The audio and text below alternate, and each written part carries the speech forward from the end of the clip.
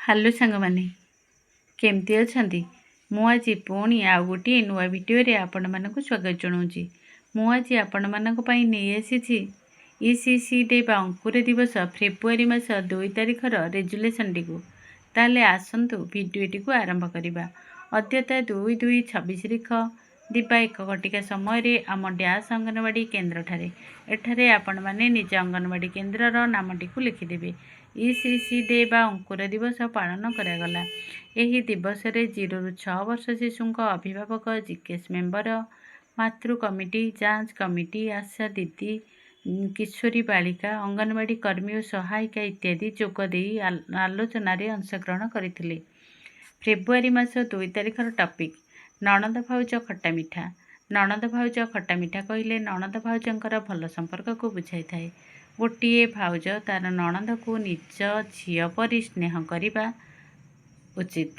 କାରଣ ନଣନ୍ଦ ଯଦି ସାନ ହୋଇଥାଏ ତେବେ ଭାଉଜଙ୍କୁ ସେ ବହୁତ ଭଲ ପାଇଥାଏ। ନିଜ ମା ଠାରୁ ଅଧିକ ସମୟ ସେ ଭାଉଜ ସାଙ୍ଗରେ ବିତାଇଥାଏ। ଭାଉଜଙ୍କର କ'ଣ ସବୁ ଆବଶ୍ୟକ ନ କହିବା ଆଗରୁ ଆଣି ରଖିଦେଇଥାଏ। କାରଣ ସେ ଚାହୁଁଥାଏ ତାର ଭାଉଜ ସବୁବେଳେ ତାକୁ ବହୁତ ଭଲ ପାଆନ୍ତୁ। ମା ଆଗରେ ଯେଉଁ ସବୁ କଥା କହି ହେବ ନାହିଁ ସେ ତାର ଭାଉଜ ଆଗରେ ସବୁ କଥା ମନ ଖୋଲି କହିଦେଇଥାଏ। ସେହିପରି ଭାଉଜ ମଧ୍ୟ ନଣନ୍ଦକୁ ନିଜର କରିବାକୁ ହେଲେ ତା ସହିତ ଅଧିକ ମିଶିବା, ତାର ମୁଣ୍ଡ କୁଣ୍ଡାଇ ଦେବା, ନଣନ୍ଦଙ୍କର ପସନ୍ଦ ହେଲା ପରି ରେସିପି ତିଆରି କରି ଖାଇବାକୁ ଦେବା, ନଣନ୍ଦଙ୍କୁ ପାଠ ପଢ଼ାରେ ସାହାଯ୍ୟ କରିବା, ଭଲ ବ୍ୟବହାର ଶିଖାଇବା, ସଠିକ୍ ବୟସରେ ବିବାହ ପାଇଁ ପରାମର୍ଶ ଦେବା,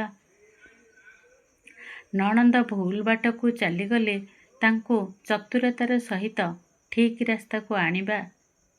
କଥାରେ ଅଛି, ଗଢ଼ି ଜାଣିଲେ ଘର ସୁନ୍ଦର।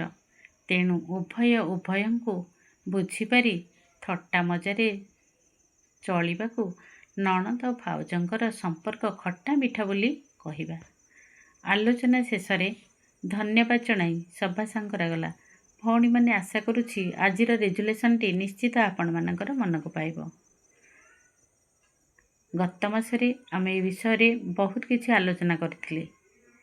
ତେଣୁ ମୁଁ ଏଠାରେ ଅଧିକ ଆଉ କିଛି ଲେଖୁନାହିଁ। ମୋର ରେଜୁଲେସନଟି ଯଦି ଆପଣଙ୍କର ପସନ୍ଦ ହୋଇଥାଏ ତାହେଲେ ପ୍ଲିଜ୍ ଗୋଟିଏ ଲାଇକ୍ କରିବେ, ସବସ୍କ୍ରାଇବ୍ କରିବେ ଏବଂ କମେଣ୍ଟ ମାଧ୍ୟମରେ ଜଣାଇବାକୁ କେବେ ଭୁଲିବେ ନାହିଁ। ରହିଲି।